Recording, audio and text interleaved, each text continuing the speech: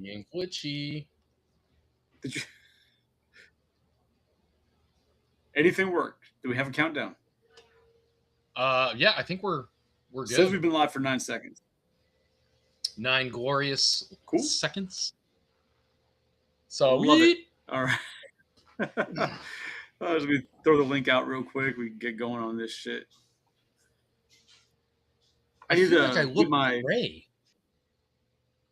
You look what? Gray? Oh, I thought you said something else. Whatever works, but I wonder if it's the light because I changed the light to do like weird flashing things now. And you think the light is projecting a weird color on me? I mean, it could be. I just feel like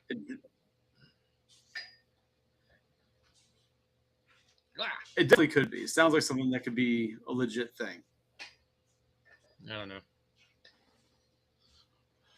Oh well. Flashy things. This A fucking certain guy. ambiance. Oh, It looks like I'm ambiance. projecting from a dive bar. There's so much shit all over the place. Well, I mean, Your live. I think Joe meant your YOURE.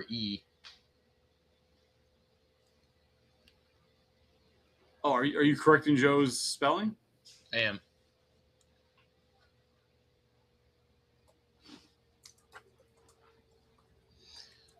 Are you under the weather? I would hope Looking Joe like said it. All right, so cool.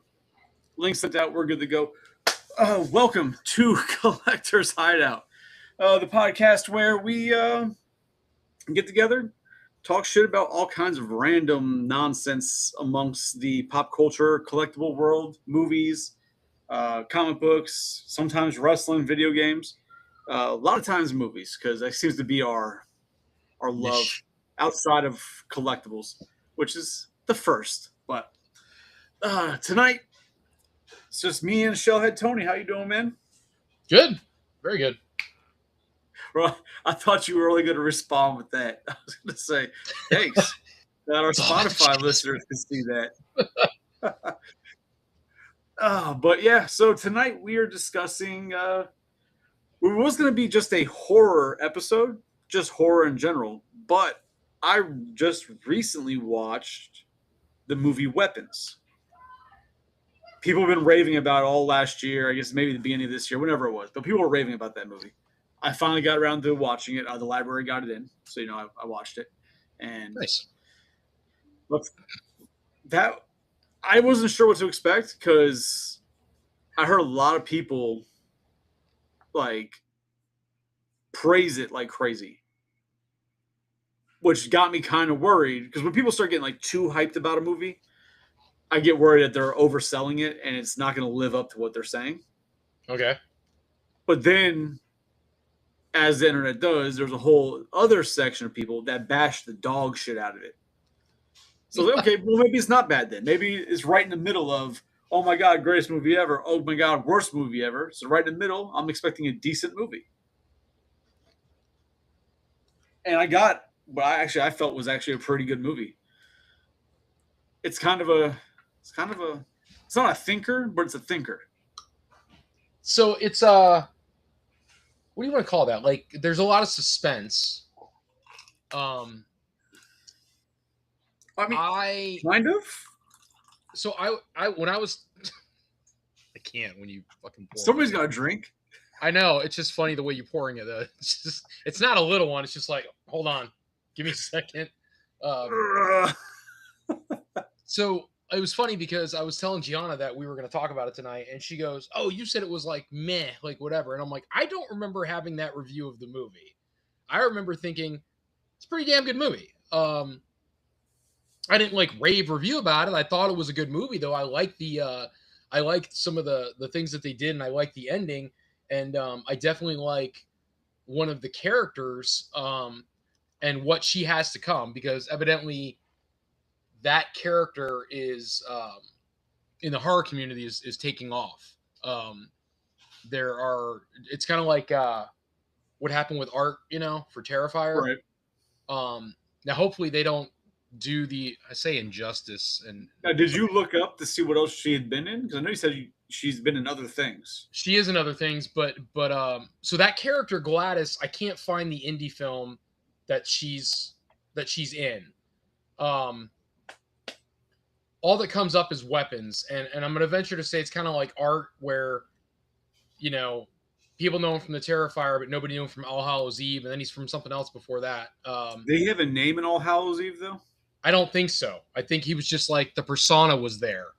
Right. I want to say he was in the House that October built, and I know he's not, and I don't know why that's in my brain that he is. No, he was in two things before Terrifier. Yes, All Hallows Eve and something else, and I don't remember what the other thing is. But the character Gladys, if it's not her specifically, it is absolutely an adaptation of her from a previous film. And again, I cannot remember what the hell it was because I went and looked up a bunch of shit because I recognized her from somewhere, or at least I thought I recognized her from somewhere. Tony's like, I just recognize the actress. I'm assuming it's just the same person. Sure, absolutely. I just, it's from Uncle Buck, right? Isn't that the girlfriend of Uncle Buck? But yeah, that's it.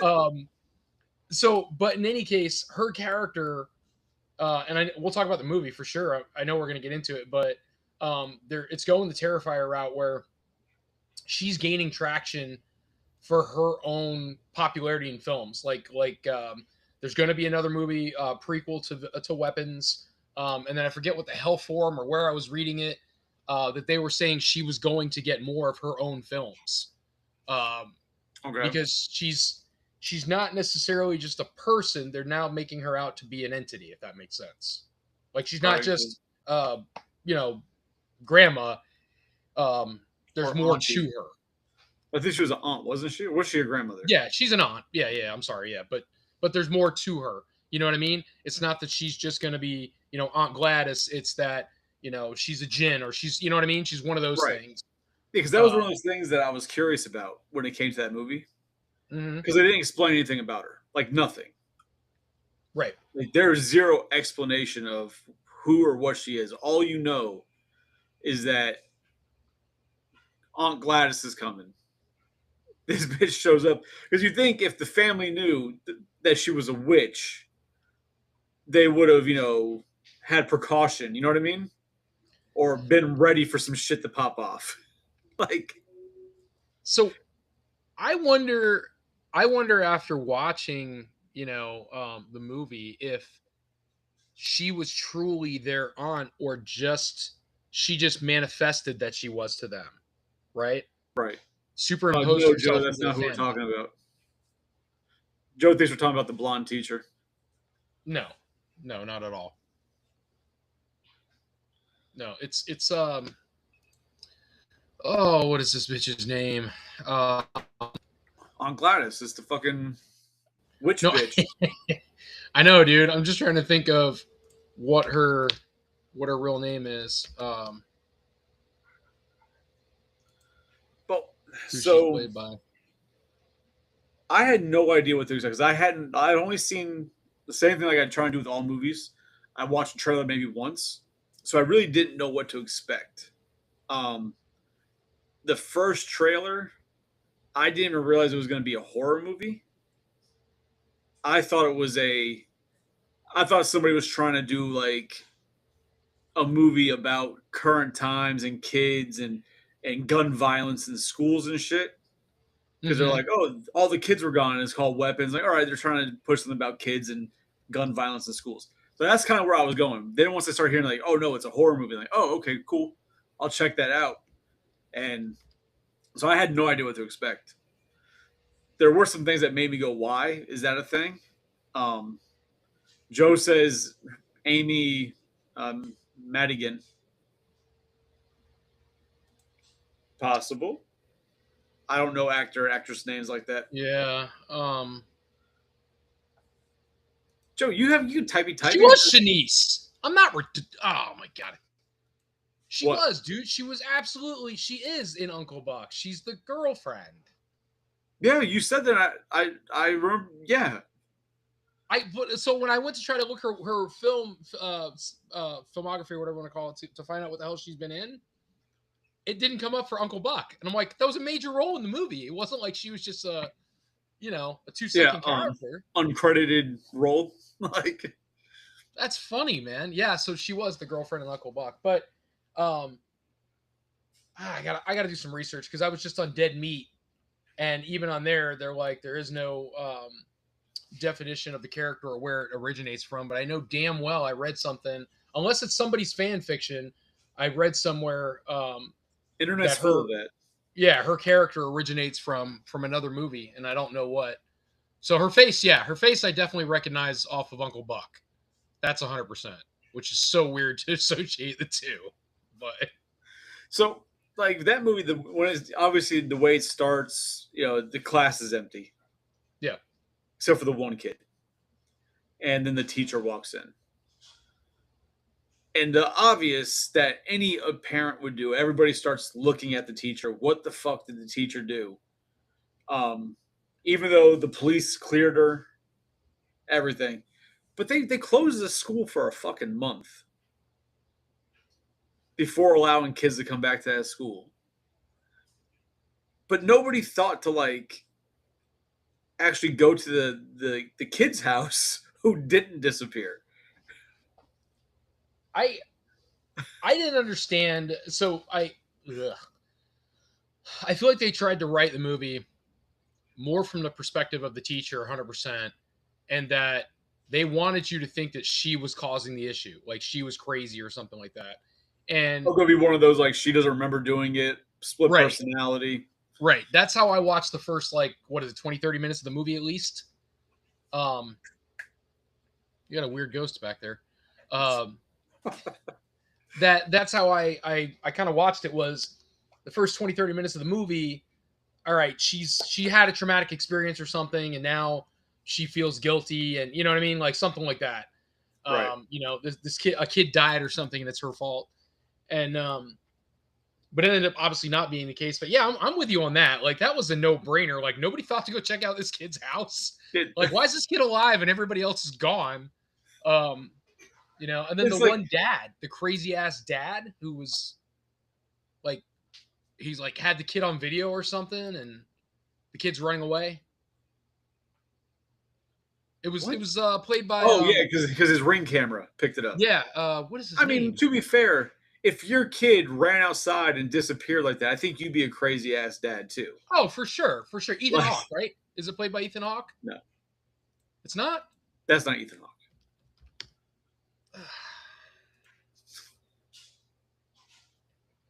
Oh, it's gonna drive me nuts. Who the hell?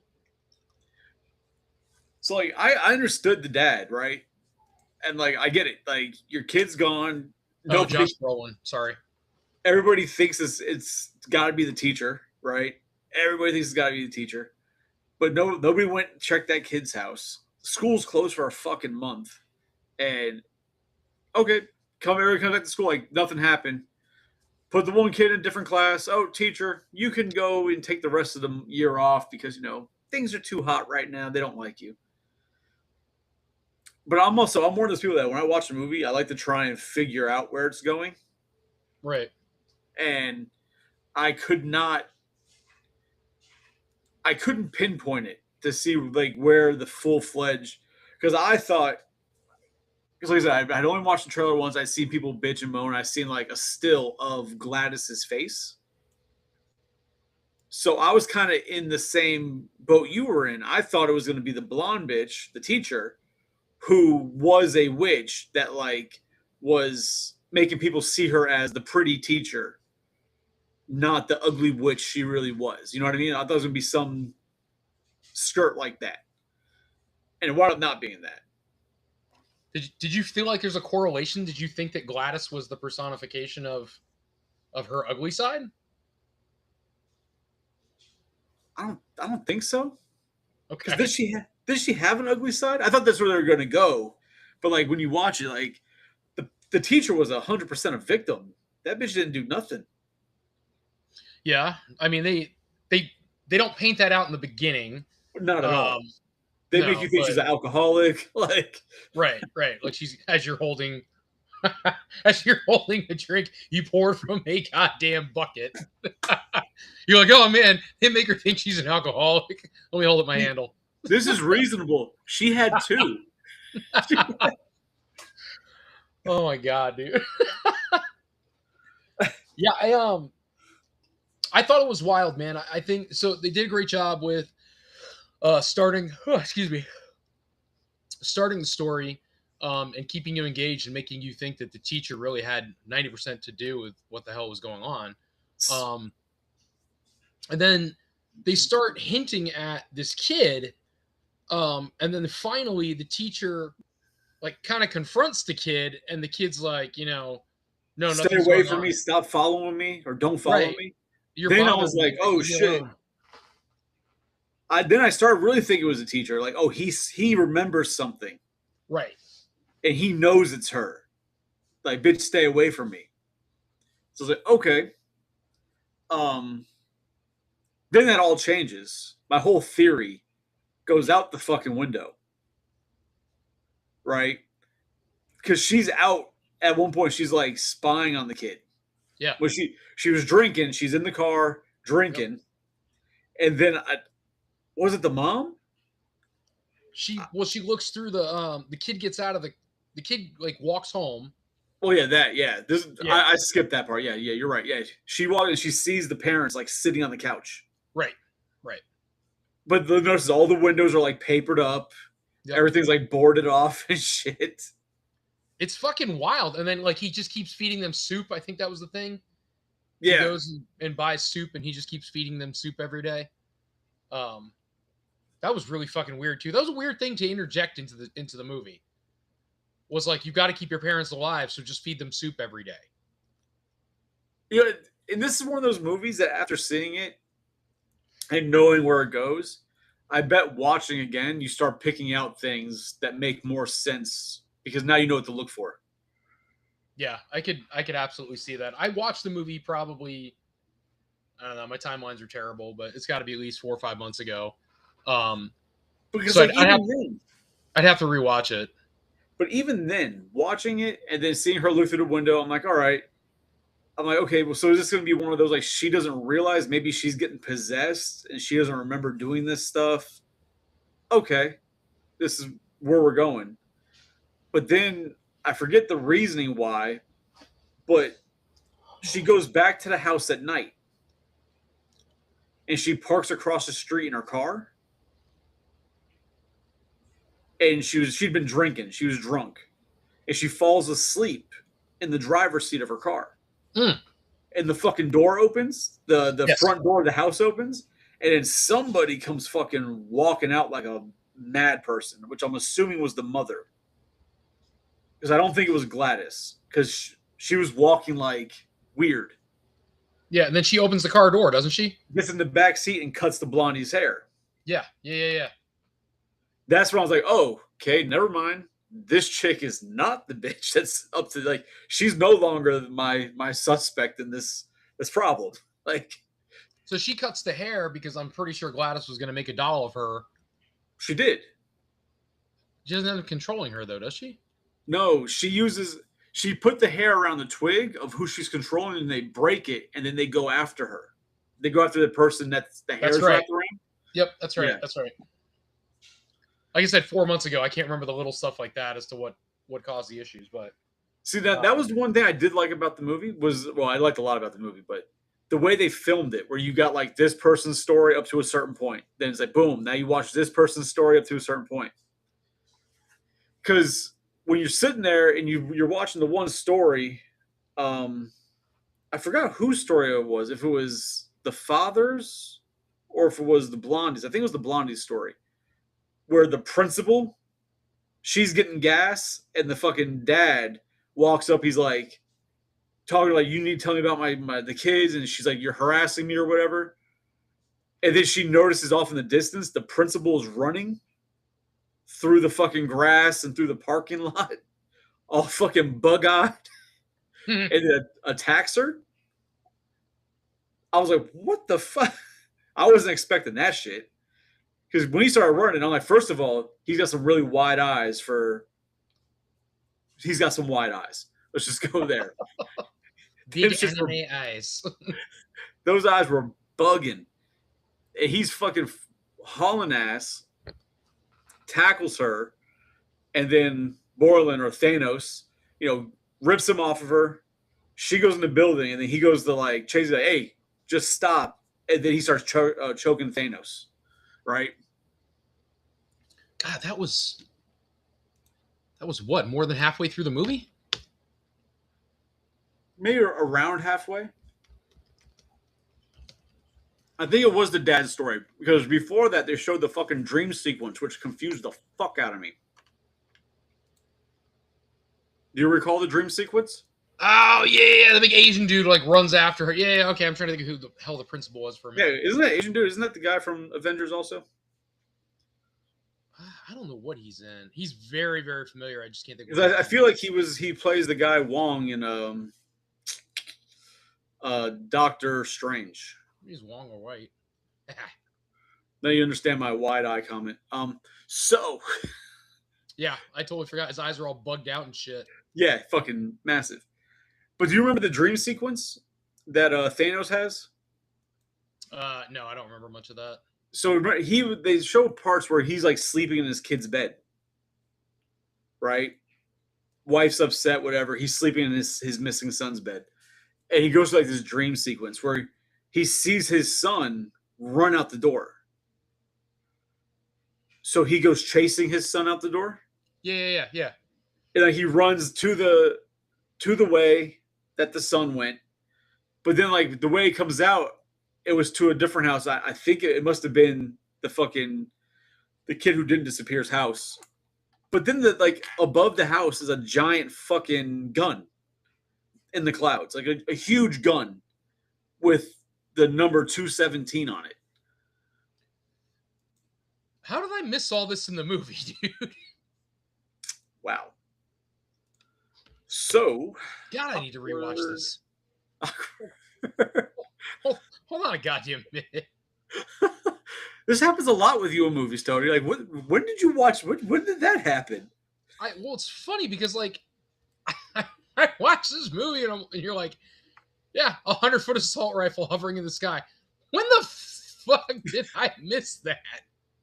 Bro, it was a massive assault rifle. Had fucking 217 on it, which is the time the kids disappear, right? It's 217. Right. I guess I just don't understand the assault rifle portion.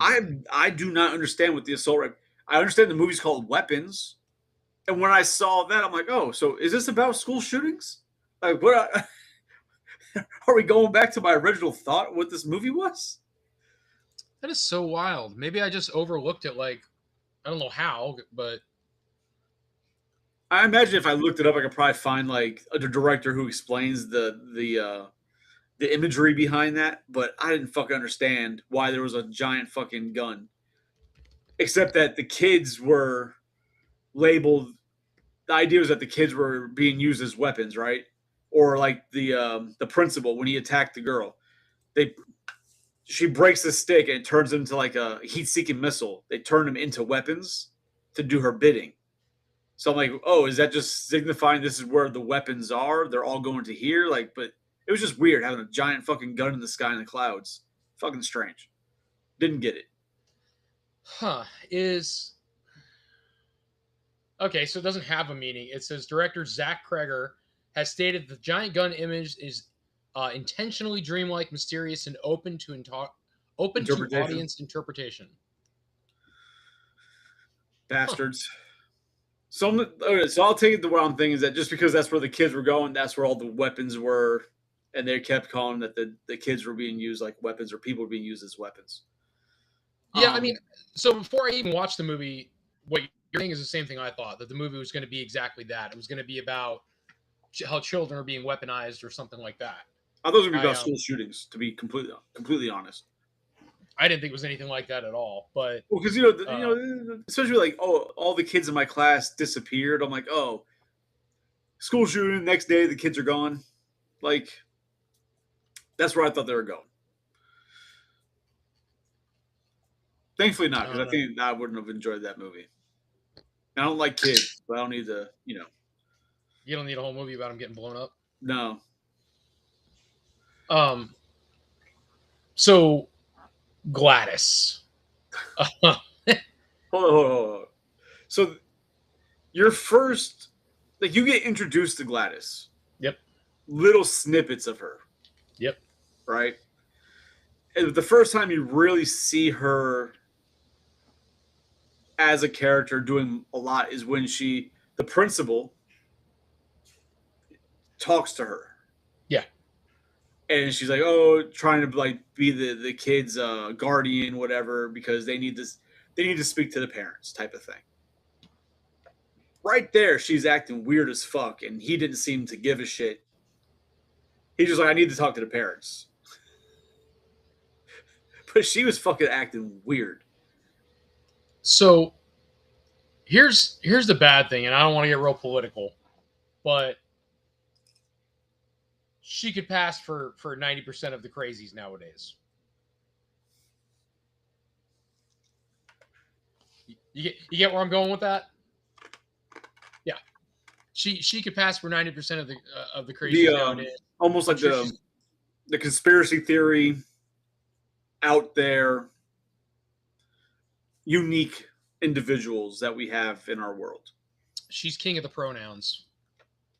Okay, we'll go. Notice I said king. We'll go with that. Yes, but when she goes she goes into the office and sits down and talks to the principal.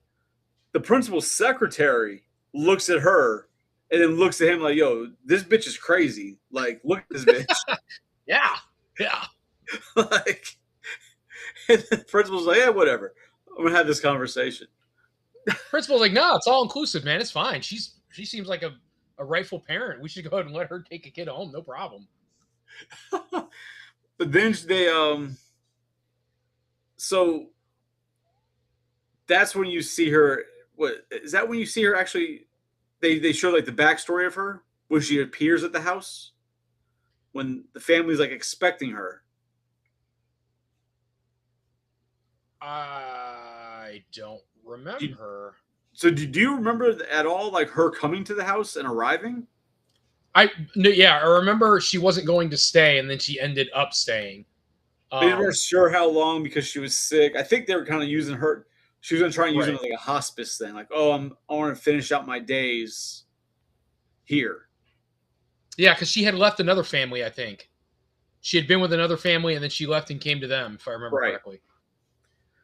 And the way Dad's like, I don't think she's going to be here more than a month. I think he was expecting her to die within a month. Like, that's how bad she was doing because of cancer or whatever her ailment was.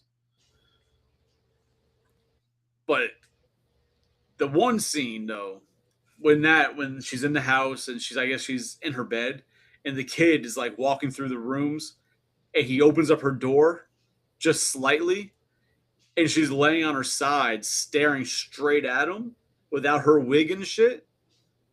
That was kind of terrifying. That was kind of. You mean hold on, I got it right here. Let's see if I can pull up this picture. Some freaky shit, man. This is the kind of stuff where it's like if I woke up and she was there, I'd be like, come on. What did I do again? How much did I drink last night? God damn it. Right. That's the vibe I got. No, not that face. Really? That's a fucked up face. But I think that's the face the Thanos sees in his dream.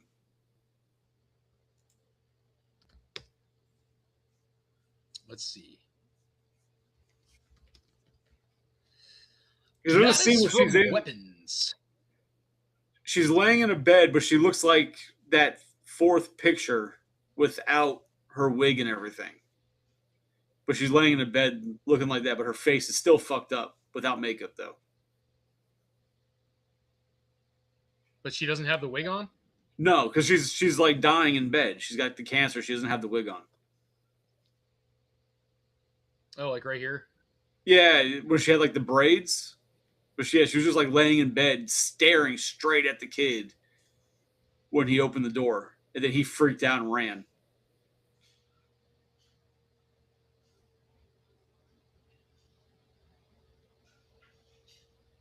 Joe, have you seen this movie? It's weird. There's not even a picture of it. Yeah, no, it's weird. Wild ass movie though, man. But she this character, I mean, she's gonna get the prequel, and this shit's gonna take off for sure. I mean, there's already like there's just talks about how creepy she is, which really, I mean, she could be related to Art. Like she's that fucked looking. And again, when they talk about her character and they elaborate on it, she is almost like a djinn. She's almost like like demon-esque, if you could say, like she's a witch of sorts, or voodoo. Yeah. Voodoo of sorts. I don't know what you call those. What do you call that when they do voodoo? Witch doctor? Is it a witch doctor or is it something else? Usually witch doctors are kind of not white. So so you probably just call her a witch, because that's what she acts like. She's doing spells and shit. Well, she's doing voodoo, but yeah, she would be a type of witch. Well, here we go. What's a white voodoo priestess called? I don't know why Julia White came up, but all right. She's a fictional priestess. Yeah, that's, I don't know. It doesn't say. But regardless, yeah, Joe said he's seen it a few times. He has not. Joe probably helped film it. The last time we said this, he's like, I haven't seen it. Well, he watched it more recently than you have, apparently. Evidently. So, but her character is going to take off, and they're already doing the prequel, and very likely, I think what's going to end up happening is we're going to get the prequel to explain her character more, and then I bet the movie after that is just called Gladys. I bet it's something like that. I enjoyed the movie, but she is really, at least from this one, she's one of those characters that after seeing this, I'm good. I don't need to see her again. Okay. That's just, I didn't think she was that great of a standout villain in this case, right? I think my favorite scene, I have two favorite scenes with her. And one's when she goes to the principal's house. When she goes to the she goes to the principal's house to act like she's not feeling well. Yeah. Right? So she goes there, acts like she's not feeling well, or she's tired, whatever. She's heat exhaustion. And they invite her in. That's when you first see her do voodoo. And then that's when I'm like, okay, so she is like a witch. And that's where she takes out the thing and I need a bowl of water. And he's like, a bowl? Like, yeah, it's just something I'm used to. Like, what the like, who the fuck is like, okay, here, have a bowl, bitch. Like, who does that? But whatever. They did. But then that's the first person you see die in this movie. Is the principal. Or not even the principal's husband or boyfriend. Oh, whatever. That's right. He's gay. Yeah. Because he attacks the boyfriend or whatever. Yeah. And fucking pummels him with headbutts, which is why his eyes get bugged out from being smashed his own head so many fucking times. Like, that's the first person you see die. And it's gonna drive me insane. I don't recall anybody else dying in this movie. That's weird. They don't. Huh.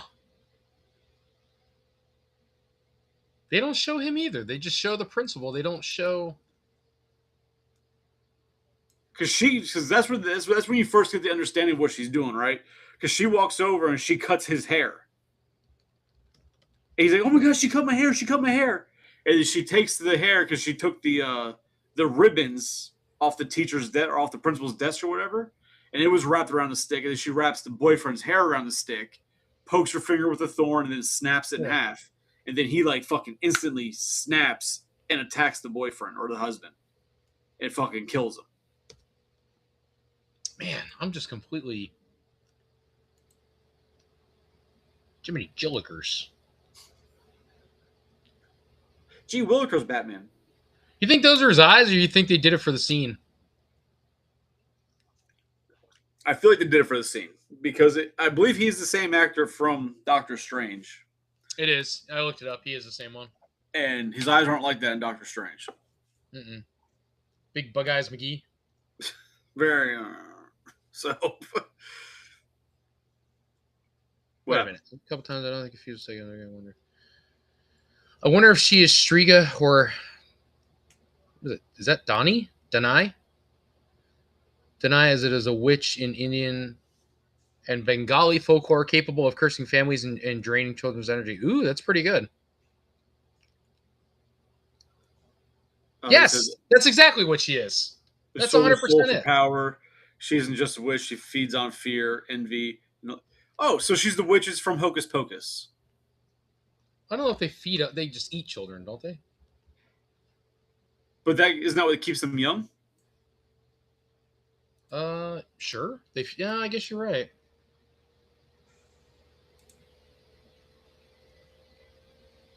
I feel like that's what keeps them young. Keeps them pretty. So she's a Baba Yaga-like figure. She's John Wick? Multi-generational entity where each family she believes she is their specific mother's aunt. So she just takes over family. She utilizes personal items for her targets, wraps them around branches of a special thorny potted tree, and activates the curse by ringing an occult engraved bell. Those affected are stripped of free will. She uses these weapons, quote unquote, to extend her own life and youth. If she's defeated, the spell wears off. Though victims kept under for extended periods of time will suffer psychological trauma and require a long time to recover. Okay, that explains one of my things I had a problem with this movie. Okay, good. Thank you for reading that. You're welcome. But did you say she's a Baba Yaga? I don't know. Because that's the boogeyman. That's John Wick. Is that what I just read? Or that's who fears John Wick. She is. Yeah, Baba Yaga. Yeah, isn't that John Wick? I feel like that's what they call John Wick. Surreal blend of folkloric figures like Baba Yaga and the Pied Piper. See, I can see the Pied Piper. That makes sense. The stories of him, he gets rid of the rats, and then they don't pay him. Then he goes back and takes all the children. So she is centuries. Fans widely agree she is centuries old, indicated by her use of archaic vocabulary. Huh. So a lot of thoughts regarding her and what her origin is. Well, like you said, nobody's clarified it, right? There's been nothing that really shows who she is. But if that's what she does, centuries like old, you said, they read that she takes control of the family, thinking that she's the aunt, and she feeds off. Like that's exactly what she did in the movie. I don't know if that's what those entities that they're talking about are supposed to do in folklore, or if they're just saying that because that's what she did and they're attaching it to it. Huh. So the understanding is that she is not demonic, and I think this is just a different adaptation somebody thought. She has to be some form of spiritual entity because she would not survive centuries, right? But then other people are saying she's just a practicer of the black arts. So that then brings me to another question about this movie. It's like, are we supposed to believe that she had... Oh, go ahead. Well, sorry, I just wanted to read this real quick. So it says she's an ancient witch and is neither possessed by a parasite nor a demonic spirit. The magic she uses is traditional black witch magic, which is nature-based, based on wooden sticks, hair, water, blah, blah, blah, which makes sense. Does not have inherent magical capabilities. She needs to perform rituals. It's different from demonic magic, which can be performed by the demon without performing ritual. Okay. So that then brings me to one of the things that did bother me. So she doesn't have powers, right? Is where I'm seeing. She knows magic. She knows black magic, whatever, that she's able to do this witchcraft or these types of things. Because that kid did the exact same shit she did. This is really good. Go ahead. No, the kid that Yeah. didn't disappear. He winds up using black magic and does the exact same shit she did, right? Right. So that's what I'm saying. So it's not like she has powers because the kid did the exact same thing, unless he magically all of a sudden has powers too. So I don't know. I don't know if that's accurate or not. I mean, I would have tagged Mother Gothel when she was young. I mean, I'm just throwing it out there, but There's probably not um, much you wouldn't tag. so I gotta read this though because this is really good. So this is on Reddit, right? So this is people going all over the place about her, trying to understand if she's parasitic, blah blah blah. There's a lot of inconsistencies. So, but this particular one I like the most. So this one goes, your I think your possibility of number two is most likely. I've given the questions some thought and I've come up with the following conclusions. So I read the first two parts to you, right? Yeah. About her being a parasitic. They say she's ancient, which she may be, but that may be because of the ritual she performs, right, to keep herself young. Right. So she's absolutely evil, but has her own free will, which is amplified by the influence of the black magic and who she uses it on. She is probably ancient because she seems to know exactly what to do to extend her life. Targets children. It's not her first attempt at a life extension. And it's possible that Gladys targeted this family because she knew there was a child and that this place would be used to gather his classmates or other children. So she purposely picked an area that had more young children so she could keep her life going. I don't know. I'm just what I'm reading. Well, the only thing Uh, hold on, before you continue on, yeah. the one thing you need to remember, and like I said, they didn't do a lot of clarification, but she was there. She was trying to drain the family, right? She Right. was trying to drain the mother and father, and then she realized that she wasn't healing. She wasn't getting better. And then she's like, "Oh," and then she makes it seem like she had the idea, like, "Oh shit, let me try children. Bring me your friends." You know, Children, like yeah. I don't think she went there for the children. I think she went there for the two parents. Because if she was after children, she would have just fucking eaten the kid while he was there with the parents. You know what I mean? The kid she didn't fuck with. She let him be. Then the parents weren't working, and she's like, "Oh, I need something younger, essentially, and more. Bring me something that belongs to all your classmates." And then she takes the kids. You know what I mean? So I don't know if she went there for the kids specifically. I think it was an audible she moved because what she was doing wasn't working. So you think it was just, even though she didn't go there for the kids, it was like a bonus, like, oh shit, that works out. You're like, oh shit, this isn't working. Oh, Right. maybe I could try kids, and you can get me a bunch of shit to a bunch of kids real quick. But then the kids just sat in the fucking basement and didn't do anything. So Kids are idiots. yeah, that's fair. So they talk about her being ancient, right? So like we're trying to say, like trying to get an idea of what she comes from. And so she's obviously these the black magic is keeping her life going. Um it said her appearance, this is the same person, suggests that she's ancient because her makeup is applied terribly, her wig looks cheap, You'd think and a she'd gotten tradition better at it. well, a traditional witch lives secluded and does not socialize. Therefore, she does not know how to apply makeup properly, and that a cheap wig looks terrible. Although she may think that's good enough to be undercover. Um, yeah, that's it. So she Okay. does just enough to pass as normal, but clearly fails because anybody who gets in touch with her thinks she's weird.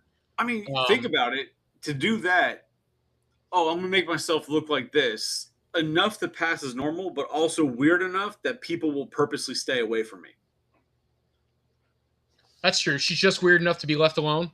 Yeah, like all right, let's not talk to that woman. She's kind of weird. Let's just stay on this side of the room and ignore her. You know.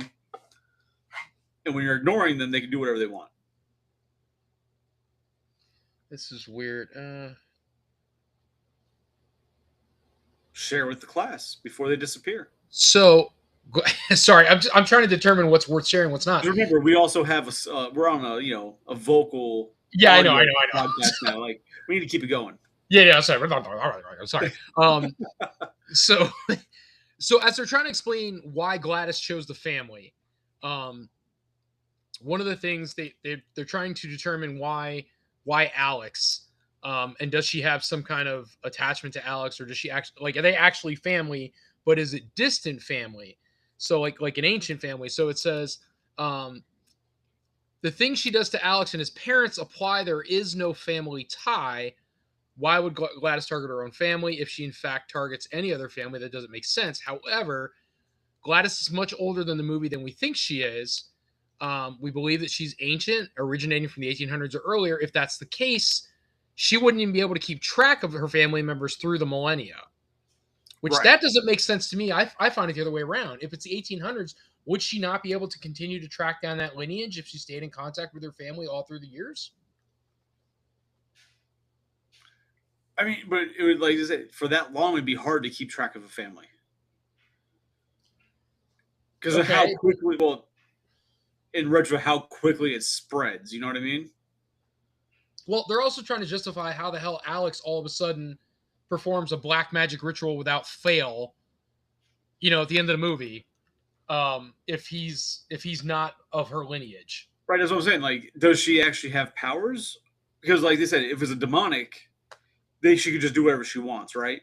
But because she has to Right. do a spell, she has to use like specific things. It's like she's not. She doesn't have powers, but she knows magic, right? So she's that type of witch. She doesn't have any powers. She can't fly. She doesn't have a broom. Like, she's not just stereotypical witch. She doesn't, praise Lucifer. She doesn't get her powers from the dark, right? But Huh. she uses nature. She uses things that she's learned. Maybe has a spell book that she could read it from. And if that's the case, then anybody in theory can just read the spell book and do magic if you follow it. And he's seen her do it so many times, he's just did what she did, type of thing.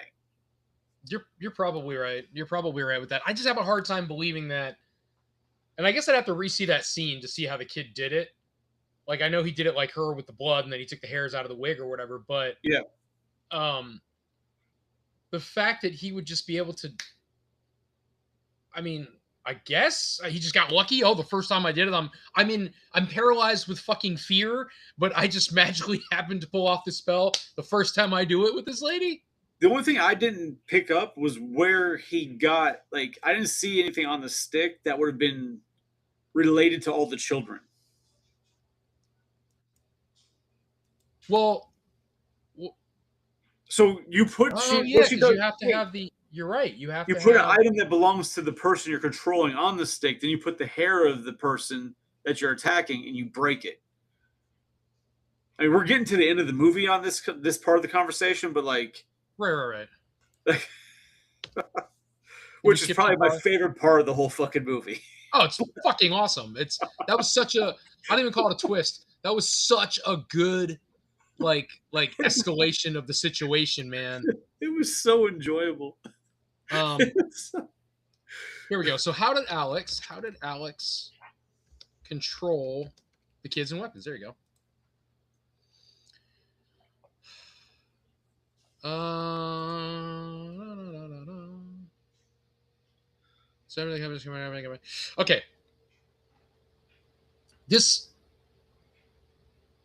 Okay. This is that's a weird way to think about it, but okay. I'm just real quick. I'll read this. So, it says because Alex mastered her rituals. So, the initial enslavement, Gladys takes a personal item or a clothing string, whatever, from each of the 17 children, weaves these belongings onto a stick. So they stayed on one particular stick, right? Okay. That acts as the controller. So her ritual, she continues with the same stick with the children's things. So he just grabbed the stick that controlled them. He didn't make one to control them. Correct. So to send the children after a specific person, Gladys attaches a hair of the target. So he took a piece of her hair, wrapped it around the one that the kids were on, snaps it, and the kids all run and kill her.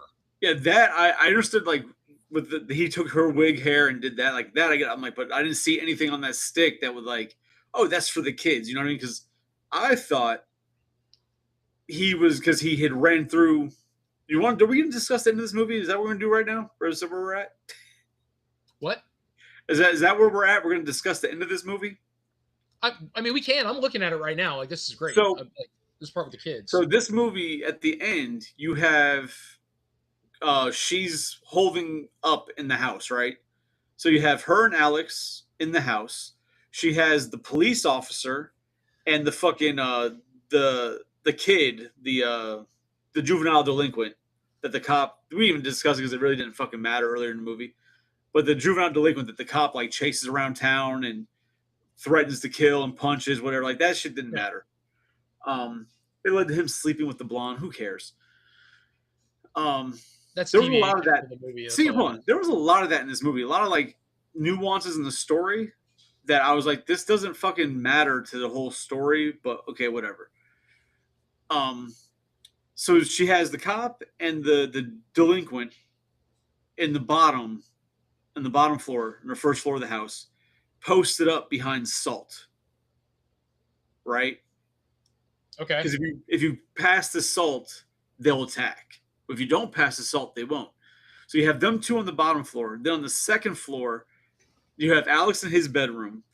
And then Gladys goes to her bedroom, but she has Alex's parents posted up at her bedroom door behind Salt.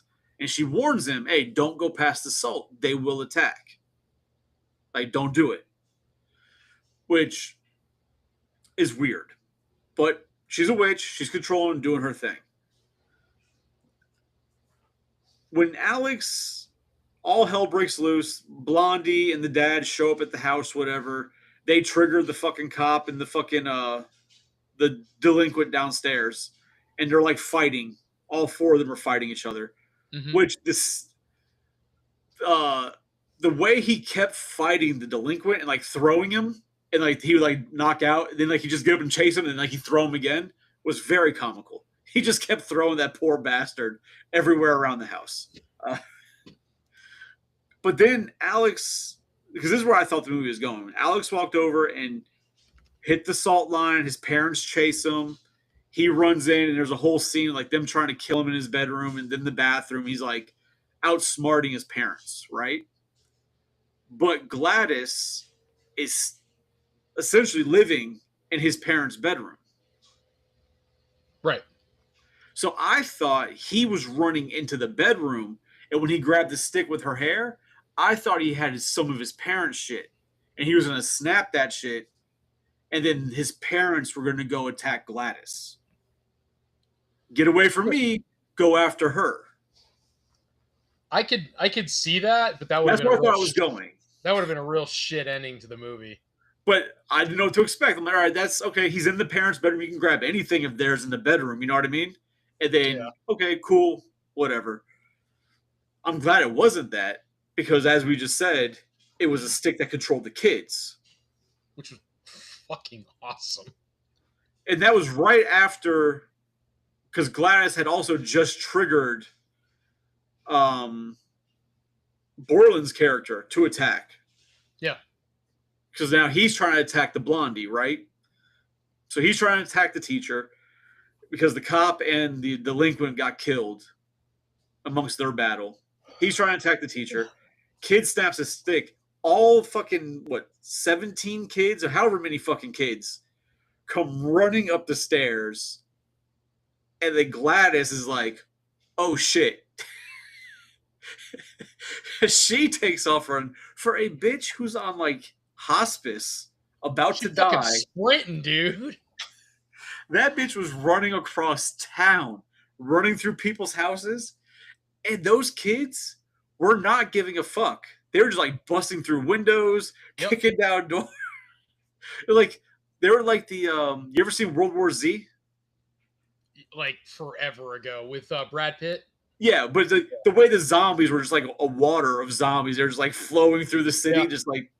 That's what it reminded me of, because those kids were running over each other, just fucking going through everything. That was amazing. That's what was really good about that whole scene, that whole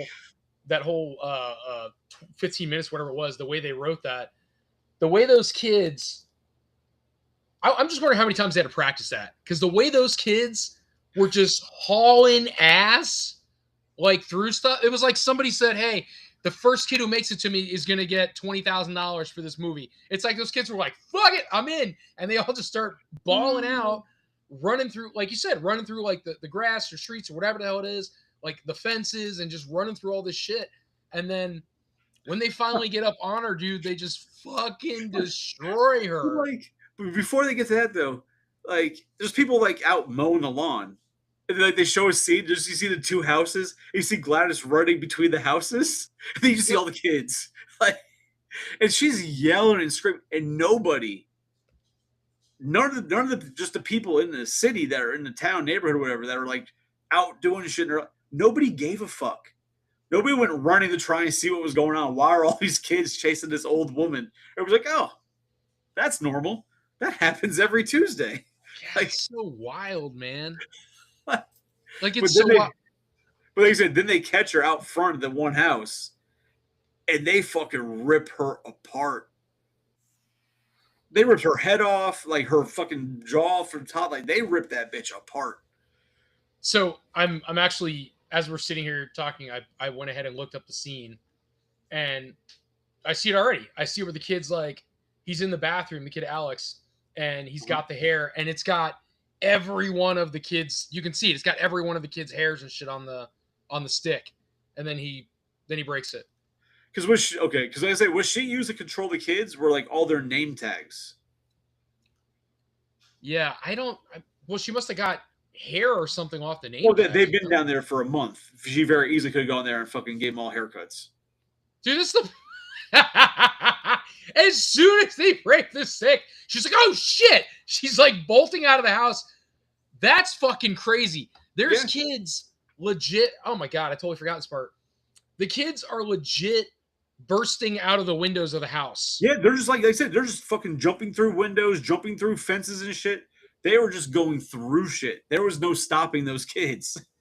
This is wild, man. I completely forgot. She just pulled a Ferris Bueller where she ran through their house and then ran out the front door. And these kids are just, boom, right through these windows, dude. Absolutely just running through these windows like it's no deal. Zero fucks. Ah, it's great. And I love the look on this kid's face, man. Because they're heat-seeking missiles. Their mission is to kill that bitch, and that's what they did. It's awesome. This scene is so.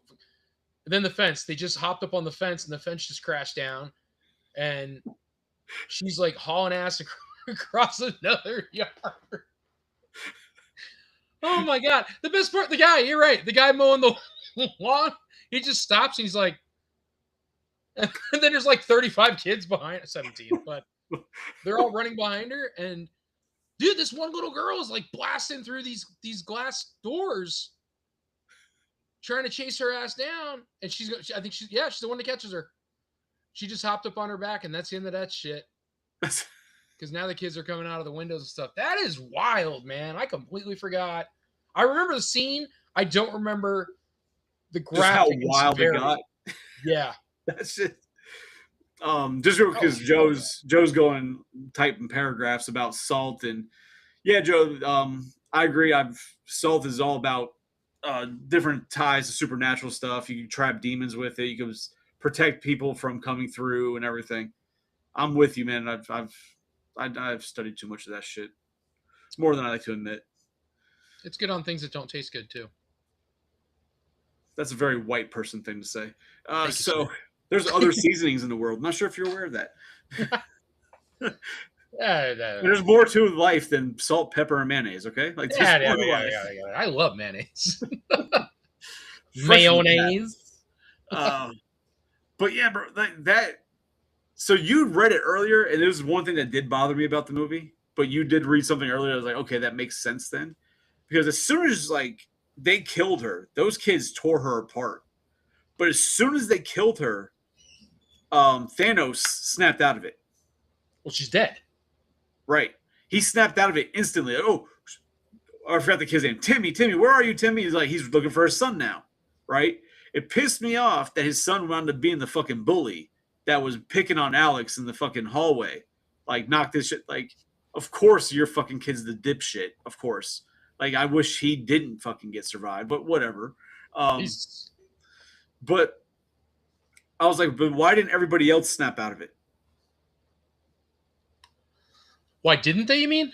Right. So the parents they were talking, the parents they went to go live with somebody else who's still feeding them. Right? So they went off, they're still being fed by somebody. And then he said that most of the kids, some of them have finally started talking again. Well, so they say, depending on how long they were under the That's what I'm saying. influence. You read that thing about depending on how long they're under control. Right. They have a different psychological damage in this. Okay, that makes sense then. Why Borland snapped out of it, because he had just been under control for 5 minutes, if that. So the principal die? He did, right? Yeah, he did. What's wrong with you? I say he did. He got his face smashed in. He died the same way his lover died. Oh, he just died smashing his head into something? No, because that was another part of the movie. Because so you see the scene later, they show you what happened where he attacks him at the gas station, but then he goes into the gas station and she's like yelling for help, and the fucking person working behind the counter at the gas station is like, "Get out of my store!" She's like, "Fucking help me!" Like, this guy is running through the store trying to kill her, and the fucking convenience store is like, "Get the fuck out of my store!" But he wound up getting. Did he get hit by a car? I don't know. That's what I'm trying to say. I think he got hit by a car, but it's because she takes off in the car and he's chasing her in a car, and Borland goes chasing him in a truck, and then the guy's running through an intersection, and a car fucking crosses the intersection and hits him. And when Borland sees him, his whole face is smashed in, probably from being ran over or something. But his face winds up getting smashed in, which would have been the same death that he caused his boyfriend. Yeah, that can make sense. And that was definitely, like you said, his eyes being bugged out like that. That's the mask. Yeah, it has to be. Because some people have that weird ability to make their eye, and they could have just put makeup. You know what I mean? Right. But you can clearly tell that his eyes are way too bugged out. But he did wind up dying. He got hit by a car and he died. That's so weird. I didn't realize that part. I don't remember how the cop and the delinquent died. I know they were fighting Borland and the girl in the house, but I forget how they actually died. Probably a gun or something. If I had to guess, because the cop. Pew pew. Could be. Pew pew, Mr. Cop Man. It is called Weapons. So. I enjoyed it though. I thought it was a good movie, and I think the kids chasing her is by far the best part of the whole movie. That was so good. So good. But that means she's dead. Horror movie rules, they're not dead unless you see them die. She's dead. Well, so not anything with her. If she's like what people were saying, she's somebody who just practices the nature of witchcraft and this and that, she's gone. There's no bringing her back. Now, by all rights and purposes, she should be dead. Yeah. Now, prequels, you could do movies with prequels. Now, if she is, like you said, other people are speculating that she's like some type of an entity. Yeah. Then, all right, that body's dead. Now she'll just go take over another body somewhere and continue her bullshit. So do you remember the movie Skeleton Key? No. Okay. So in Skeleton Key, that's like the whole movie. It's all about like voodoo and stuff. Okay. And I forget what her name is. This blonde chick. She was like big in her time. It was like the late 90s, early 2000s, and she 2005, and she basically who's the blonde chick? It's Kate Hudson. Oh, okay. So she plays this girl who goes to take care of an older woman, be her caretaker, right? Like in Louisiana or some shit. And I'll tell you the movie, it doesn't matter. And so the lady she's taking care of, she starts like questioning things, right? Like something's not right, so on and so forth. And then she has a friend, but something's weird with the friend. And she's not allowed to go in certain rooms, and don't bother me during certain times of the day, and like it's a whole bunch of weird shit. And what ends up being the case is that the old woman that she's taking care of is a young voodoo doctor, girl or whatever, that took her body and put it in this older woman's body so she could keep living, and then she'll find another younger person to put her soul into. So like just keeps transferring her person into somebody else. It's child's play. Okay. Sure. Well, Charles, stop swearing. well, yeah, but Charles puts his Yeah. soul into a doll and then trying to put his soul into a kid. Yeah, that's exactly what it is. I mean, it's okay. It's child's play, but so she's just trying to transfer her soul into other people, and it's fucking wild, man. Because I'll tell you, spoiler at the end of the movie. You think that she's gonna like fuck it up so she can't get into her body, but that's not what happens. The girl's boyfriend shows up, so now you have the young girl and you have the young boyfriend, and so the two older people end up actually doing what they want to do, which is getting their souls into their bodies. And they do it with a fucking mirror. That's how they fucking like they fuck it up. And so the young girl and the young boy are stuck in the bodies of the elderly. And so they're dying in those bodies. It's fucking crazy. Like I have a tendency to like horror movies where the villain or the horror actually wins. You know what I mean? Right. I do enjoy those movies. Yeah, it's fucking wild, but yeah, I'm not a big voodoo person, but they did a great job with it with weapons, and they did a pretty good job of it with the skeleton key. I can't think of anything else they've got like voodoo stuff in other than Child's Play. What? Child's Play. That's not the same. Wasn't that like just pagan ritual or some shit? It was voodoo. I don't think it was voodoo, man. You have the whole world at your fingertips, Tony. You know the bad part? I cannot remember what he says, and I've heard about a billion fucking times. All I keep thinking is so fucking bad. All I keep thinking of is Indiana Jones and the Temple of Doom. And so all I can ever think of is Kalima. That's it. I can't fucking think about what the hell he says. And then the only thing I ever think of with Child's Play is in the third one where the little black kid in the army gets Chucky, and so Chucky's like keeps cursing, and he's like, Charles, stop swearing. That's all I can fucking remember, dude. It's so bad. That was a terrible movie. Oh, but it is voodoo. Okay, so Child's Play. I don't know why I typed in Child's Play voodoo chant. Let's see what he says. But it's right there, voodoo chant. It's voodoo. Well, I typed in voodoo. I don't know if that's really. It's something Dambala. Oh, Ade do Dambala Awala. Sir, careful, you'll put your soul in your cat. I'm like, ah, damn it, I'm Raven. Here's my butthole. Oh man, that would be me every cast after that. I think you guys like what you see. I was at the gym today. I was telling one of the girls there. That's a weird thing to start with. No. I was telling her about how we had the cats, because she's talking about her cats. And I'm like, yeah, I do a podcast, and one of my co-hosts has 2 cats. And she's like, let me guess.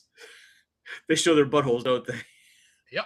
I'm like, yeah. She's like, if there's a camera, cats are going to show their buttholes. I don't understand. It's got to be a thing. It's got to be a thing. Why do cats show you their butthole? I hope it's not for reasons, I don't want. They give you signs of like health issues. You're just like ignoring, like, oh, that's your butthole. Like, right. I swear, I don't want to get off on a tangent, but I swear to you that Harley,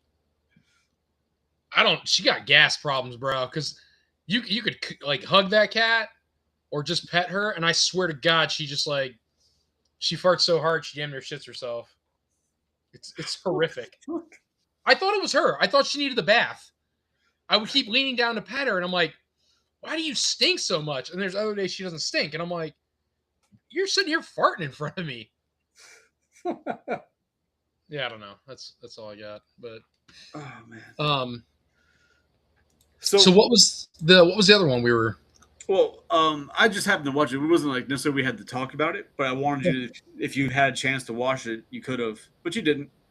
But it's called Heart Eyes. Was that the other one we were going to talk about? I mean, that's what I brought up yesterday. Like, oh, I'll see if I can watch it tomorrow before the cast. You finished Bloody Christmas. Oh yeah, bloody yeah. Is that what it's That's called? what it was. Yeah, I thought it was called Bloody Christmas. Something like I that. love it. With the fucking animatronic Santa Claus that goes on a goddamn killing spree. Oh my god, dude! Bloody Christmas. That's what it's called. No, Joe. She's normal. She did not identify as a cat. I know it's 2026, but she's a normal one. I am not upset about the way they cast that movie, and I'm gonna tell you my favorite part. I mean, there's a lot of really good parts in that movie. My favorite part is that the main girl and her, what I'll call him the boyfriend, right? But he's not, I guess. But the one night stand or whatever, yeah. So they walk down to see their friends that work at the toy store, where the animatronic Santa is. Yeah. And she goes, "Oh, how are you doing? How's the detox or rehab going or whatever?" "Oh, it's great. I'm only down to whatever it is, like doing blow one day a week." And then he's sitting there doing coke, and then he starts doing coke off the girl's ass, the other girl. I don't know, dude. That girl had butt for days, dude, and they're just like showing all this craziness in this movie. It was a true, honestly, I never had like such a true 80s slasher vibe in a long time in a film. So what I've run into with a lot of these movies, and it's just expected with the genre, most of them when you watch them, they feel, you can't even say cheaply made. It's almost like they're made with zero budget, like not even like 100,000. Like there's like zero budget. It looks like a high school fucking project filmed on not even an iPhone, but like an Android from 10 years ago, right? Like this movie, I was expecting that because of the whole premise of it. And when it started, I was like, okay, it's not filmed as bad. It's not like modern filming, but it has a nice feel to it. And it very much gave me the same type of feeling you get with like watching Gremlins, the first Gremlins. It has that like 80s grittiness to it. Yeah. Right. Which I was like, okay, I like this. It's not filmed with high, newer standard cameras. It's still filmed with lower quality sister cameras, but whatever filter, whatever they use to give it that 80s grittiness made me look past the cheap production that they did. And I was able to really enjoy the movie for what it was. I was able to look past the bullshit because it felt right. I thoroughly enjoyed, and I know we talked about this one a while back because I had recently watched it, and I say we, but I was talking about it, I guess. But I thoroughly enjoyed the movie. I really liked I think we actually had Tuna on that night. I think my buddy Tuna joined.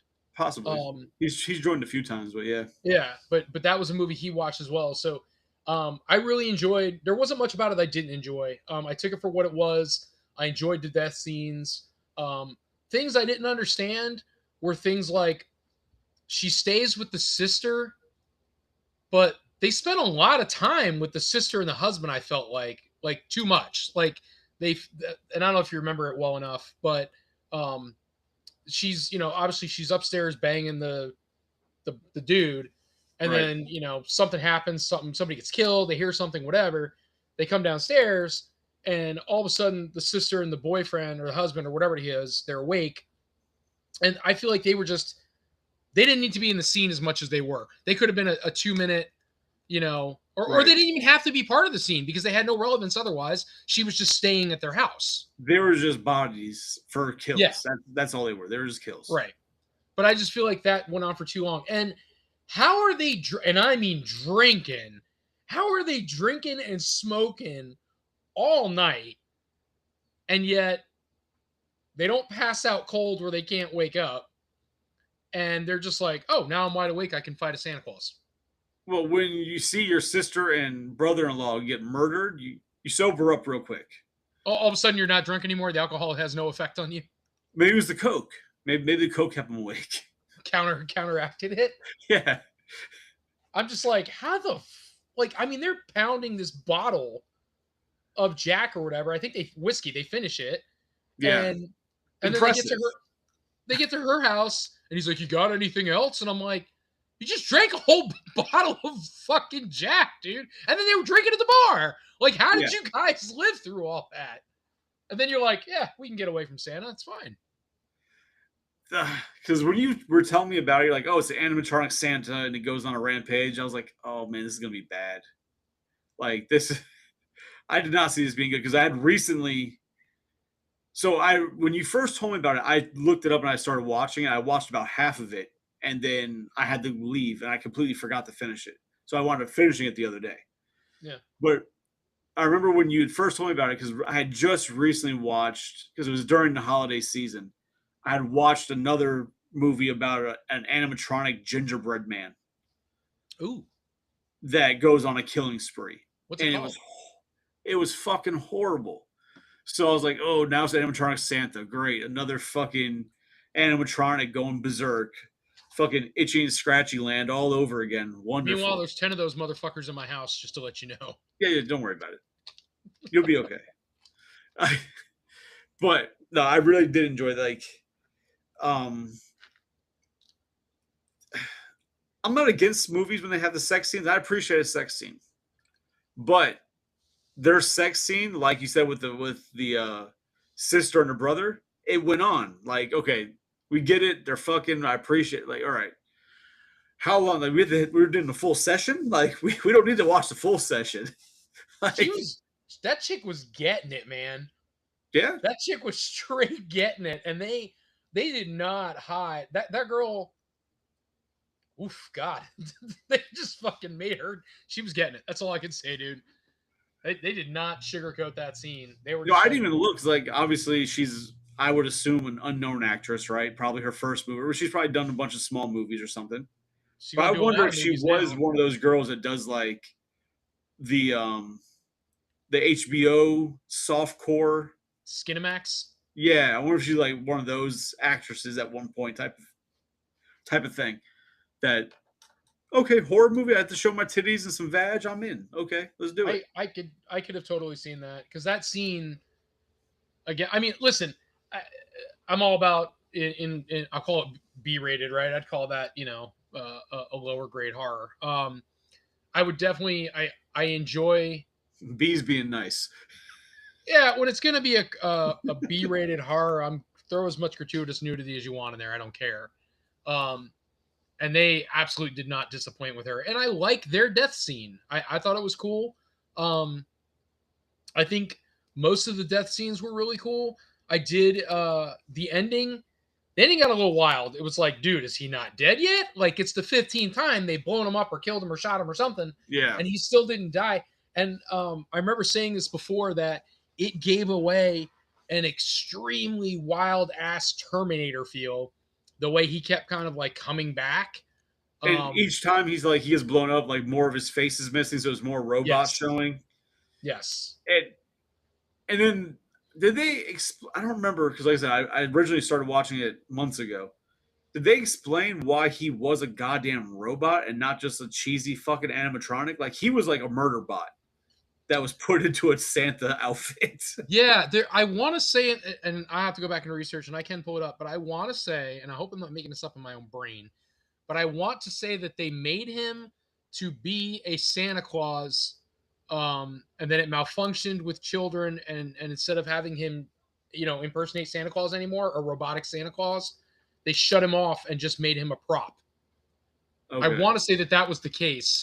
Is that the one? Because I'm trying to remember, because I remember watching something that they were having problems, and they showed them like get rid of a bunch, and then like it's like years later, like, oh, we got one. Oh, look at this, we got one. They were taken off the market, but we still have one, and it still powers up. I don't remember if it was that movie or something else I'd watched. Yeah, it just says robotic Santa Claus, but I want to say when I watched it, that was the whole thing, that it was a robotic Santa that was being used for whatever, and then it ends up getting retired to a toy store as just a standard animatronic, and but there's whatever happens that night, it decides to go haywire and then just starts killing people. Because I'm sitting, I'm like, I look at these animatronics like the ones you have in your place. You have the nun, right? If you Oh, yeah. disrobe your nun like a naughty boy, she's like PVC pipe, right? Like she's not a goddamn robot. She's actually barely that. She's more. They're all just like metal and then foam. They use foam to build out stuff. Yeah, like it's fucking nothing. Like they're like, why was he like a full-fledged goddamn murder bot? Like, I don't know. It's still an awesome movie, and I'll watch it again now just because I'm thinking about it. But like I remember Rebel Girl and I watched it, and we both said the same thing when we got towards like we're watching the end of the movie. We both said the same thing that they blew their entire budget in the last 20 minutes of that movie. oh yeah, Hands well, I down. mean, everything leading up to that like looked like it was filmed better, but you can still see the acting and the sets. Like it was like a fucking high school project that they put together, and they just did really well. Yeah, Like they got an A in that high school project, and they blew their budget all probably like $500 on the ending. I thoroughly enjoyed the scene where she's still drunk. I don't understand it, but she's still drunk and she's in the sheriff's office and she's trying to explain to them like, you don't understand. It's like it's gonna kill us. He's gonna come get us. And they're like, oh, calm down. It's all right. We've got guns. And then you just see the fucking ambulance just come barreling through and smash into a cop car. And it blows up. Yeah, and the cops like, what are we gonna do? And she's like, give me a gun. And they're like, we're not giving you a gun. And they go outside, and one of them dies. And he's like, all right, here you go. Here's a gun. Like now we need you. If you don't hurry up, we're all gonna die. Like, but it's just so ridiculous, man. but that's also one of those horror movie tropes, right? Where the police just never believe you. Yep. Because, like, granted, a robot Santa Claus is coming around killing people. It's hard to believe. But every goddamn movie, the cops never believe what the fuck is going on.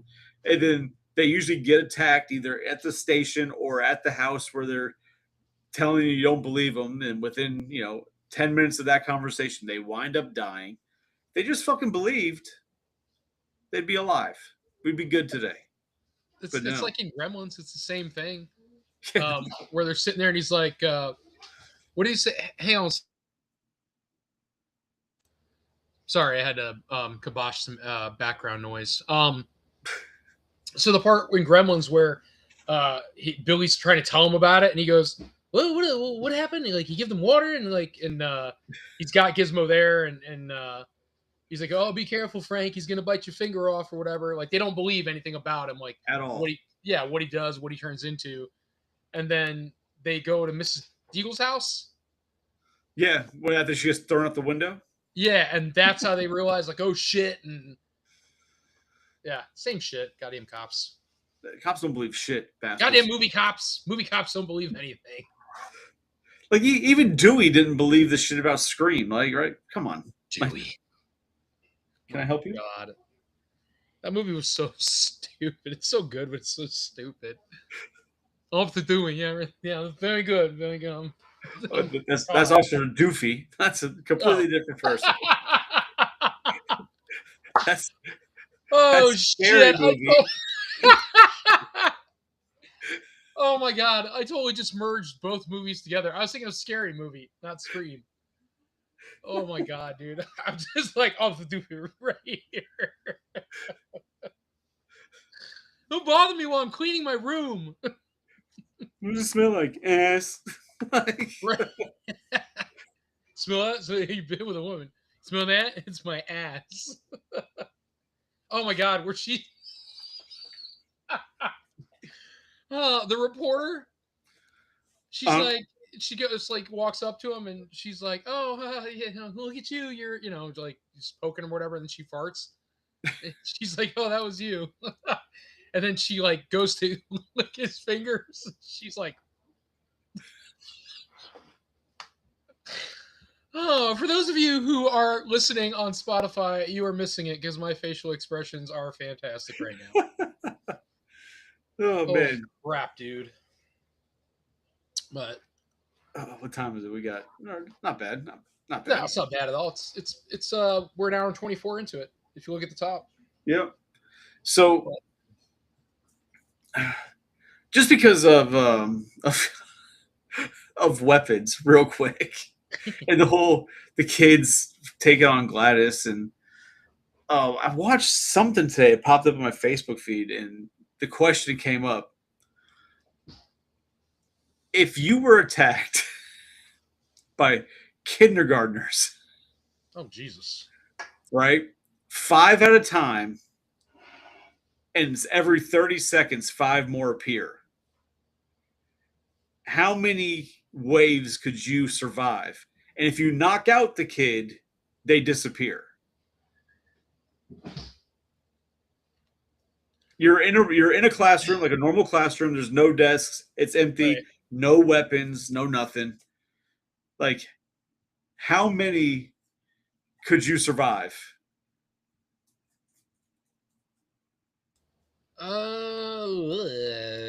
I see. I'm sitting here thinking. I'm like, okay, could I knock out? Could I? How many kids could I knock out? And I'm like, well, they're kindergartners. I would think, unless they're oversized kindergartners. If it's a regular standard size kid, like the way I'm describing them is fantastic. If it's a regular kindergartner, this kid's not full of hormones and his dad's not a black belt or something wild. If you hit a kindergartner, likely you're going to decimate them, right? Right. I You're would a think so. grown person. You're going to knock them out. You should be able to just decimate them with one punch. Now, but there's 5 coming at you at one time. Yeah. And then every 30 seconds, 5 more appear. I think fatigue would take you over before they necessarily their power Okay. would. So I don't think you'd get up past 20, and I think the fatigue would take you over. So, like, my first thought is just grabbing one kid by like under the arms and swinging their legs and just smacking kids, using them like Jason does in Jason X, like the kid or the chick inside the sleeping bag. Yeah. Just grabbing a kid and using him as like a baseball bat, basically, just swinging around, smacking other kids. Like, that's the first thing I'm thinking. But that's gonna wear you out worse than just punching them. But I'm also hitting a lot more kids at once. I don't think it. I get what you're saying. I don't think it would work like you. This is weird that we're talking about this, but it's of all things, this is the one that got me. I just don't see you. It's all because fucking weapons. They had the kids, a mass of kids chasing that poor old woman. I just don't think it would work like that. I think you'd pick up that kid, you'd swing him 3 times, you'd be like, this kid's fat, and then like you'd be like, I can't do this anymore. Well, you go for the skinny one, right? Or yeah, because at first you're like, oh, you just grab by the legs and swing them. Then when they get knocked out from hitting other kids, they'll disappear, grab another one, and do it again. But to grab a kid by the legs and swing them sounds really hard, especially like a 40, 50-pound kid. Yeah. But grabbing them and then just like spinning and swinging them, like just by the arms, just swinging them around, and it's just a circle. You get their legs out, they're going to start kicking all the kids each time you do a full circle. Just hit them. So then when they're down, just fucking curb stomp them. Jesus Christ. I'm gonna go by Peter Griffin rules here, standards, because they talked about this once in Family Guy. You can't even fight a chicken, so careful. Well, they're like, how many 5th graders could you take or something like that? And he made a really good point. He would back himself into a bathroom stall, so they can only come at him one by one. So I think because they're kindergartners, they're not gonna they're not gonna zombie it and come up over the sides and shit. So they're gonna be coming through the front, try to go underneath maybe, but then you could just curb stomp them, while they're coming through. But I think if they were coming like that, then you'd have a better chance. But if you're just out in the wild, let's say that the rule is you have to be like in a field, right? That's where the fight's gonna be, and you can see all the way around you. Right? It's open. It's a wide open range. And the kids are just going to pop. This is a fictional thing. So the kids are just going to populate every 30 seconds. But you got to put limits, right? So if you're in a field, I'm going to outrun a fucking kindergartner, right? You've never had kids. I've definitely had brothers. Like, I used to work at an amusement park. Like, yes, I feel How many like I kids can. were you outrunning at an amusement park? You'd be crazy. But like, I feel like you have kids in your field. I can outrun enough to where I can turn around and kick one and continue running, kick another one, kick them right in the face. You know what I Again, mean? Like, you're talking fatigue though. Then your stamina runs out, and you start getting like you're trying to survive, right? So unless I'm really enjoying it, because fuck them kids. Jesus Christ, dude. Your point is to conserve as much energy as possible to kill as many kids. This is terrible. To kill as many kids as possible. You're just talking about. Nobody said killing. Even though I did say curb stomping one, but no. Here, I got it. All right. 5 kids show up. This is the move. 5 kids show up. You fucking whale one right in the head. Before he hits the ground, steal his shoes.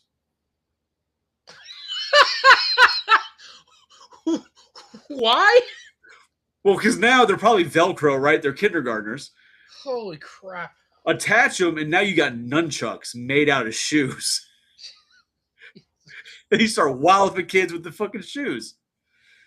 Like, how? Like, I feel like you don't have to hit a kid hard with a pair of shoes that's gonna knock them out. Like, it should be easy knockout with a. He's got Velcro shoes. Put them together. Now you've got nunchuck. This is what we've come down to. There's nothing else to talk about. Now we're making nunchuck Velcro shoes to beat. Just curious. It's all because fucking Gladys got chased by 17 kids. Golly, man. I'm not saying you're wrong. I think you guys are going to get canceled tonight. Good thing Psycho wasn't on the call. He would have resigned the next day. Oh, my God. What caused you guys to get canceled? Well, what do you want? They're kindergartners. They put up a fight. I mean, wrestling, they do it against little people. Right. What's the difference? They're just little people that are actually little people. They're not older people trying to be little people. Exactly. Fuck them kids. I don't know if that's politically correct or not, but I'm not very good with those things. Have you had a chance, even though Joe says they weren't good, have you had a chance to check out Backrooms or Obsession yet? No. So those are both in the theater still, right? I think Obsession is. Obsession will be streaming as of the 30th. I don't know about Backrooms. Backrooms might be out already. I don't know. I haven't seen either one. Because people are claiming they're the best movies of the year so far. Both of them are like. I've heard a lot about Obsession. I hadn't heard anything about Backrooms. Is that weird? No. So Obsession was made with like $700,000 or some shit. Is that the one you were telling me that was an indie film that blew up? No, it's not an indie film. The guy does like comedy sketches and stuff, but it's not an indie film. I guess it might be considered indie, but he's going to be doing the next Texas Chainsaw Massacre. It's not okay. I think you said this before. This isn't the one where, like you said, it's got a really low budget, but it did like it made like 10 times its budget the first day. Yeah, but bro, it's at like over $300 million now. It only did like $700,000 to make it. And then the Backrooms, like Motu and everything.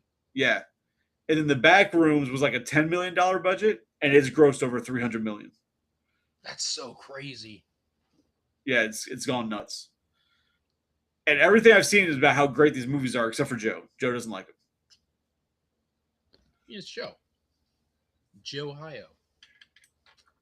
Okay, so Obsession's on that website. Joe sent me a website a while back to watch. I don't know what the fuck we had to watch. One of the movies for Collector's Hideout watches. Oh, Mario Brothers. It's a different Obsession. Yeah. He sent me this link to watch Mario Brothers, and apparently Obsession's on there, so I'll be able to watch it. I'll probably watch it this weekend. Is that when you guys watched the original like 90s Super Mario Brothers? Oh my God. So terrible, dude. It really is. It's such a terrible fucking movie. I never knew. I never understood it. Was way back when that the dad was a fungus. He was the fungus or whatever. Yeah. Nah. You never picked that up? Never even picked it up in the whole movie. So weird. I never noticed that when he at the end when he turns back into a human is Lance Hendrickson. I had no idea until fucking we did that cast. What? Yeah, it's fucking Bishop from Aliens. Had no idea. Yeah, I gotta see this. So we got what do we got? Was it a king? Yeah, he was the king. Super. Super Mario Brothers. Was it called Super Mario Brothers? Mario Brothers? I think it was Super Mario Brothers. Yep, it is Super Mario Brothers, the movie. Yeah. Let's see. Oh, that's King Koopa. It's not showing the. What was he called? Was he called the Fungus King? I have no idea what his name would have been. But it's Lance Hendrickson, so look at the fucking cast and look at Lance Hendrickson. Unless he was uncredited. The Fungus King. They just show the fungus. They don't actually show him as the fucking king. Oh, yeah. Okay, they do. Yeah, and that's weird. That is Bishop. I had never noticed that So until wild. we did that episode. And I think Joe mentioned it. It's just such a. Look at the size of her fucking forehead, dude. The princess? Oh yeah. Holy shit, dude. She's just like. That bitch got a 6 head. God dang, dude.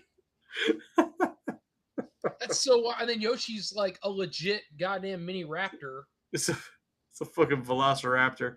Oh my god, that movie just. I know it's the 90s, but I think the best part of that thing was the Babam, the little Babam. Okay, that's fair.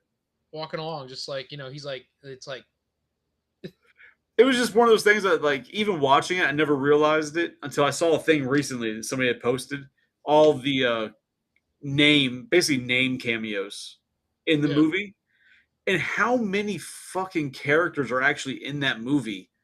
But because they don't look anything like their characters, you would have never guessed that that's who it was unless you heard the name and you knew at that time the character name versus the video game. I was like, holy shit, that's who that was? Holy crap.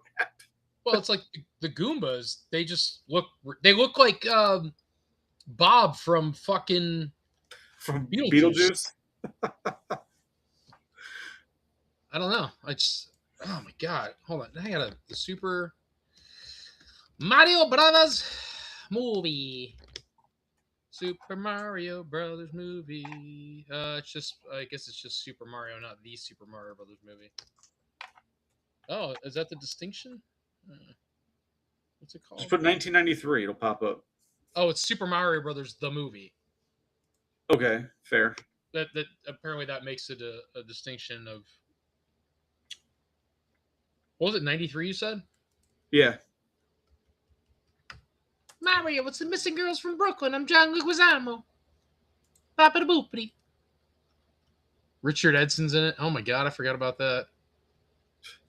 Fisher Stevens plays Iggy. Who the hell is Iggy in it? So, do you remember the black woman in that movie? All right, calm down. No, seriously. I don't. Hey, what's going on? The NECA King is here. The NECA King? Yeah. I met him in one of the Facebook groups, NECA Facebook groups. Oh. He is the NECA King, but I want to get him on an episode of Drinks and Toys.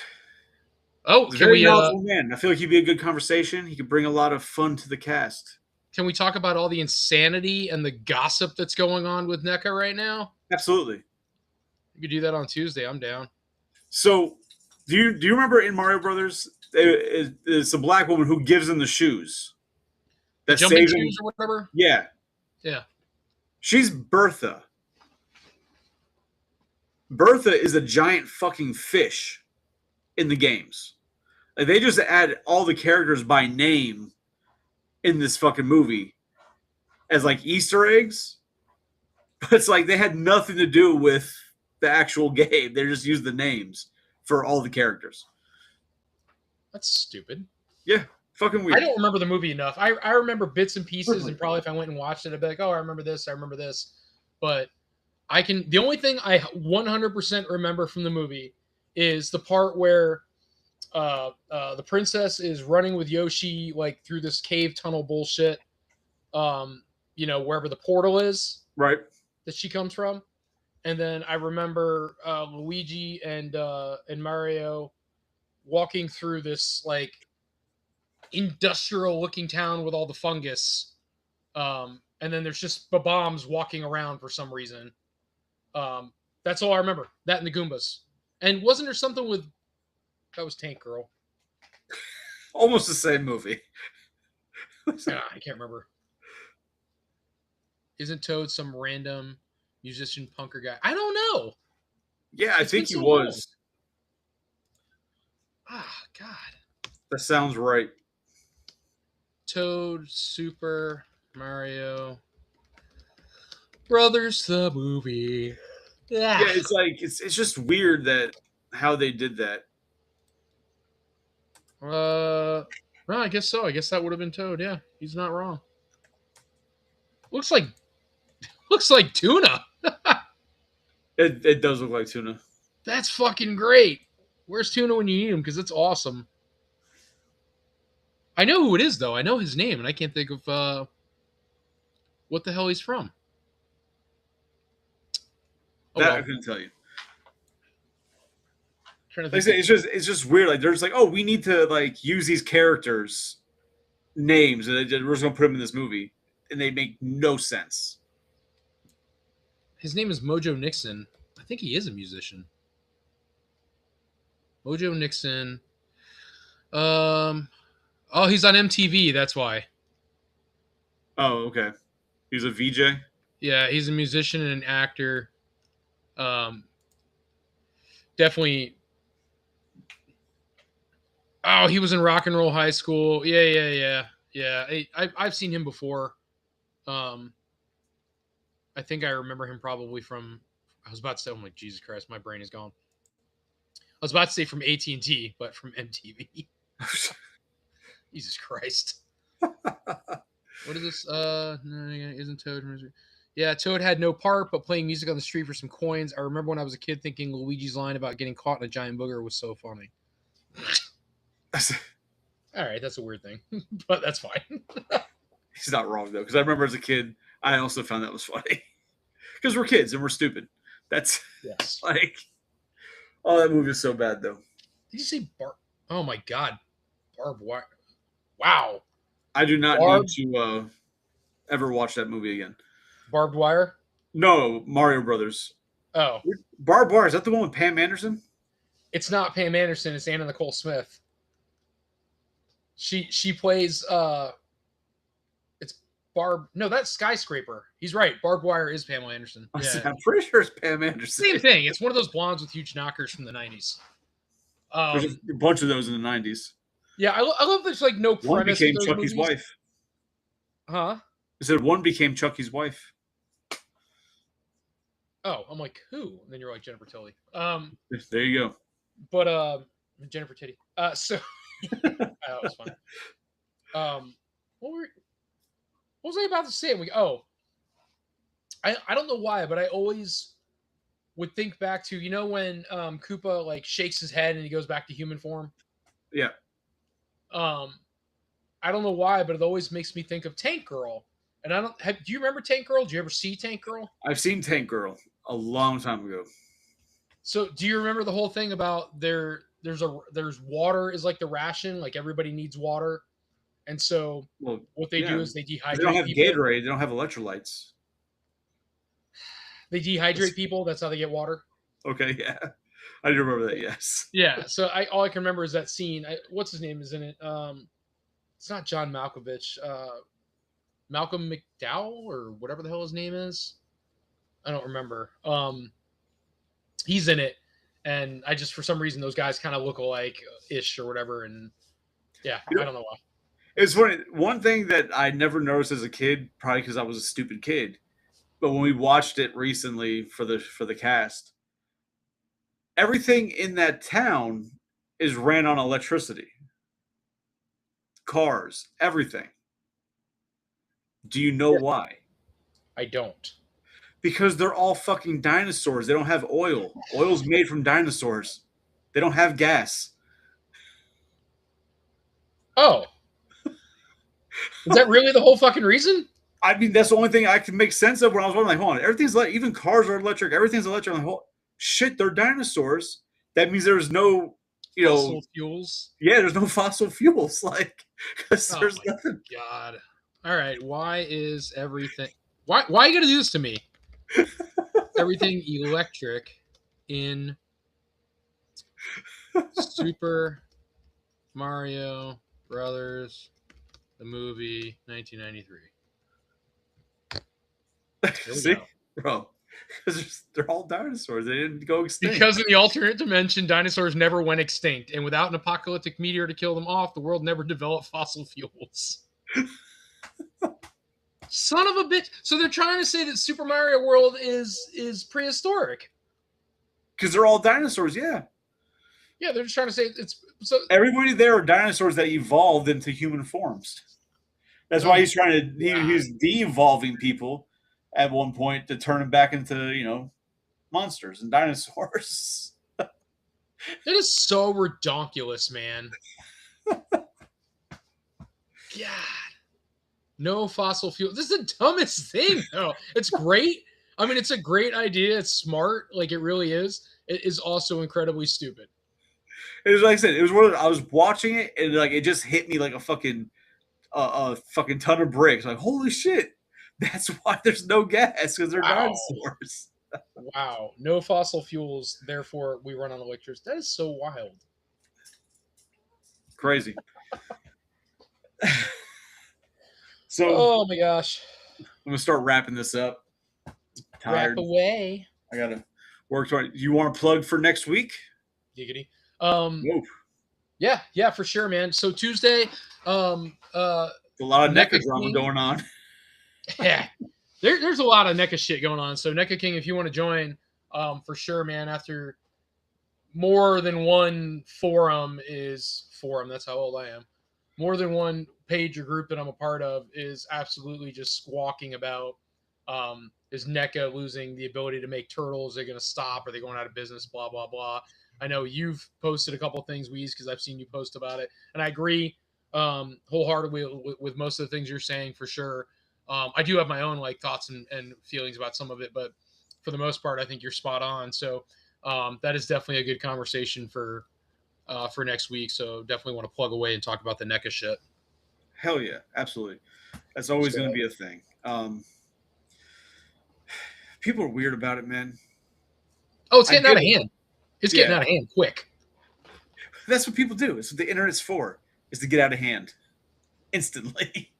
Well, and then they're talking about how Mattel has the license, and it's like I don't want to get to it. It'll get off on a tangent right now. So yes, Tuesday. That's it. Tuesday we're in.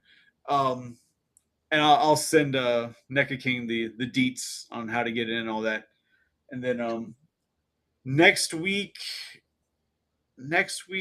Thursday, I don't have a topic yet or what it's going to be about. Psycho should be back. So who knows? It might just be a wild card episode. We might go and do video games. We haven't done video games in a while. But we are that'll be next week. But thanks for everybody who came out, who's watching, viewing live, who listens on Spotify, because we are on Spotify now and Apple Podcast, and generally anywhere you find podcasts, you should be able to find Collectors and Drinks and Toys now. Apple Podcast. If you use a podcast service and you don't see us, let me know what it is, and I will get us on there.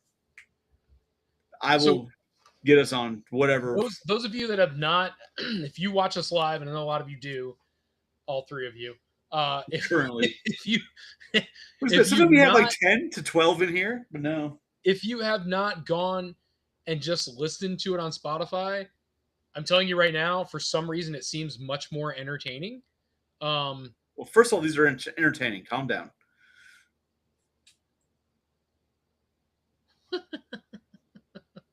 Oh, may need you, Easy. No offense, Tony. I don't think it's your genre. I'm gonna guess it's something to do with wrestling, and I'm okay with that. No, it's a paranormal, ghost, aliens, stuff like that. Cryptids. Oh. Conspiracies. I'm in. I'm good with ghosts and all that kind of crap, but I'm not a big conspiracy theorist person. Yeah, you're weird. Thank you. No problem. So, so you were saying? I'm good. You're good? Yeah.